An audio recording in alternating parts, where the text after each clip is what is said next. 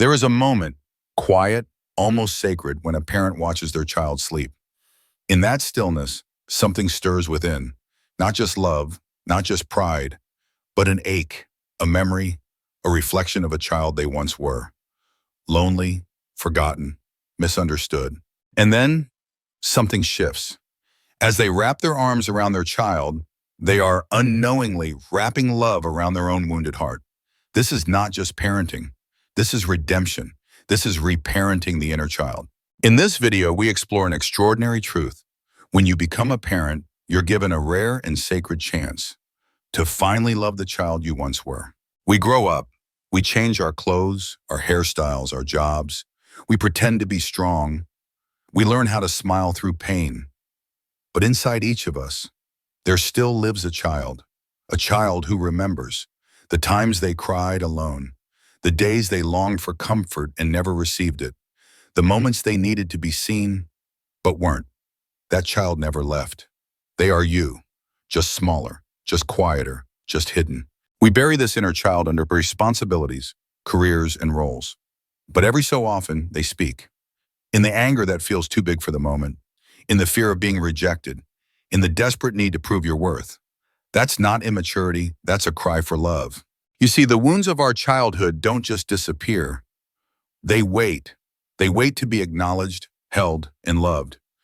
And when you have a child, those wounds start whispering louder. Becoming a parent doesn't erase your past. It magnifies it. In your child's laughter, you remember the joy you missed. In their tantrums, you see the pain you were never allowed to express. In their fears, you hear echoes of your own childhood cries that were met with silence. Many parents don't realize the reason they feel so triggered by their child's behavior isn't the child, it's the mirror. Your child reflects the parts of you that were once silenced, rejected, or punished. And it hurts deeply because you never got closure. A child who yells may awaken your shame of being too loud. A child who needs affection may remind you of being called needy. A child who cries easily may stir guilt for every time you were told to be strong. The child before you calls forth the child within you, and you either push them away or begin the sacred work of healing. Healing doesn't begin with blaming your parents. It begins with awareness. The moment you pause and ask, why am I so upset by this small thing? Whose voice is echoing in my head? That's where healing starts. Not just for you, but for generations. It's strange, isn't it? You thought you were the one teaching your child how to love, how to feel safe, how to grow. But slowly, you realize they are teaching you. They teach you to slow down, to sit on the floor again, to laugh for no reason, to cry without shame, to be fully present as if the world doesn't matter more than this tiny moment. When you hug them, something inside you softens, like you're hugging the little child you used to be. When you say I love you to them, a part of you hears it too.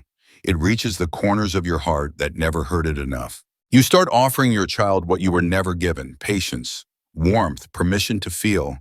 And in doing so, you give it to yourself.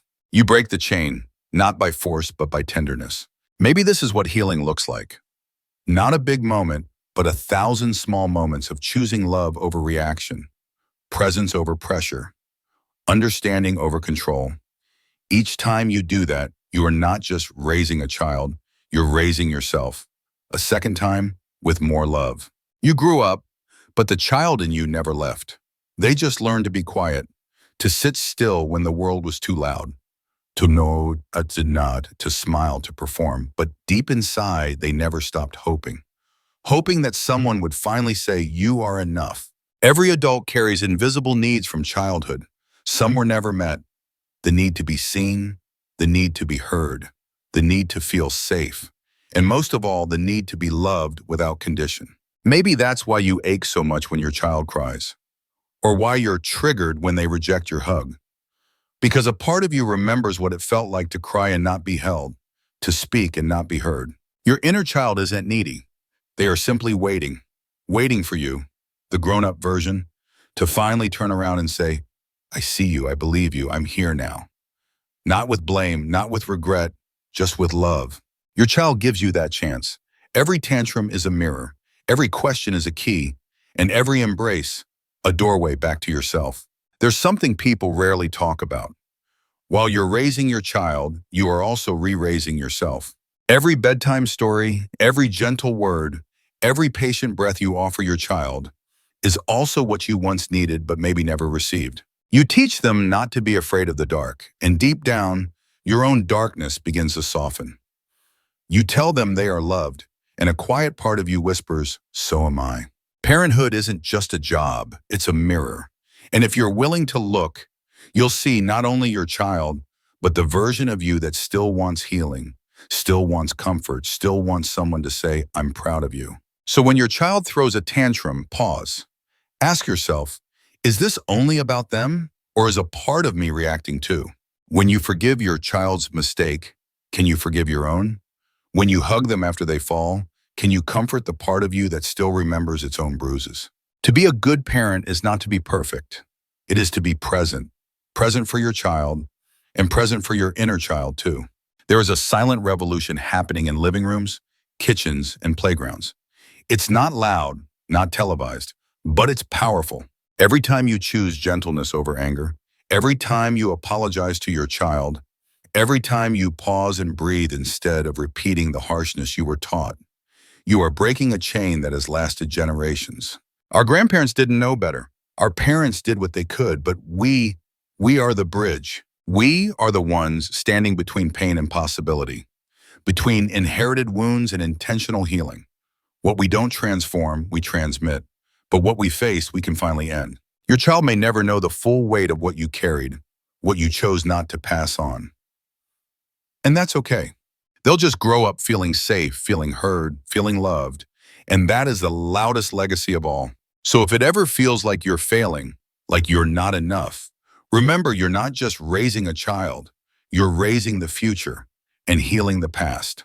There's a quiet miracle that happens when you begin to heal. You think it's just about you, your memories, your emotions, your past. But then something strange happens. Your smile becomes gentler, your voice softer, your eyes no longer carry the weight of a war. People around you begin to breathe easier. Your child laughs more. Your partner begins to open up. Even your parents, the ones who hurt you, begin to soften because the cycle is breaking.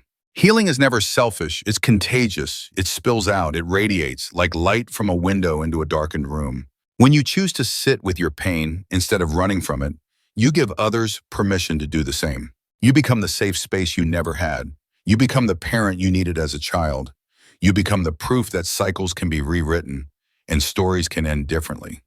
And that is how one soul can change a family, a community, a generation. Somewhere along the way, we were told that being a good parent meant doing everything right, always being patient, always knowing the answers, never making mistakes.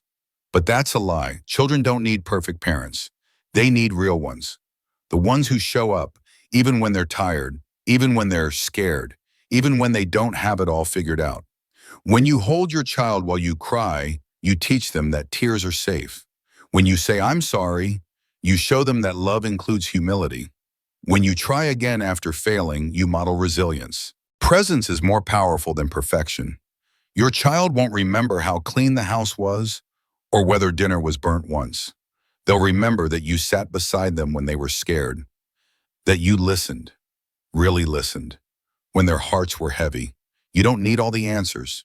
You just need to be there with love, with honesty, with the willingness to grow together. Your child doesn't need a perfect parent. They need you, the real you, with your cracks, your softness, your willingness to try again. Here's something that no one tells you loud enough. When you heal your inner wounds, you break the chains that would have bound your child. Every step you take toward wholeness frees your child to be more fully themselves. Your unhealed anger might become their fear. Your suppressed dreams could become their limitations. Your silence might teach them to mute their voice. But the opposite is also true. When you dare to feel, you teach them it's safe to feel.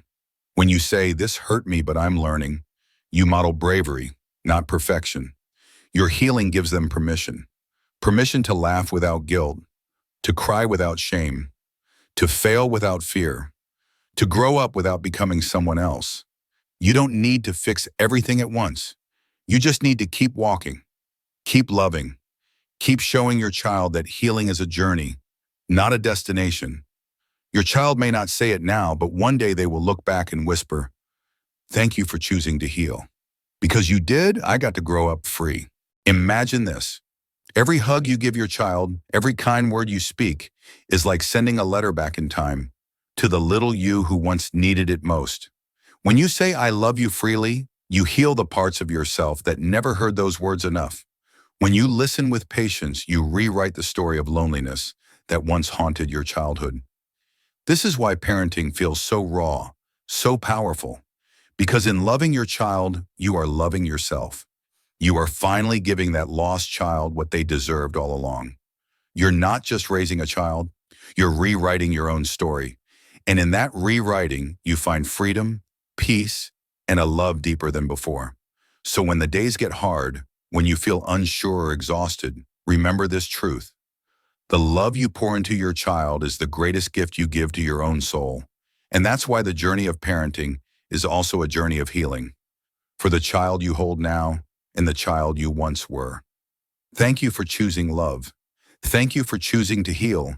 And thank you for being here, ready to write a new story for yourself and the generations to come.